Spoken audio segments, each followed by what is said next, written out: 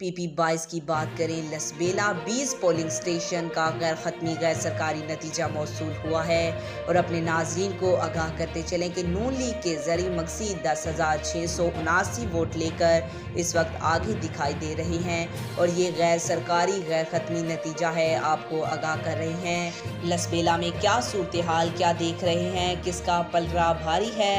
लसबेला में वाज़िया तौर पर जो है मुस्लिम लीग नून के जो टिकट होल्डर हैं ज़री मकसी, इनका पलड़ा भारी है। जूं गैर सरकारी गैर ख़त्मी नताइज आ रहे हैं, इनमें वाज़िया अक्सरियत से जो है वो ज़री मकसी के वोट आगे दिखाई दे रहे हैं। अब तक जो है एक तो 29 पोलिंग स्टेशनों में से 20 पोलिंग स्टेशनों के गैर सरकारी गैर हतमी नताइज मौसूल हुए हैं। 10,679 वोट लेकर आ गए हैं, जबकि आज़ाद उम्मीदवार शहनवाज 647 वोट लेकर पीछे हैं। आज तक के लिए इतना ही। मज़ीद ऐसी मालूमाती वीडियो देखने के लिए हमारे चैनल को सब्सक्राइब करें।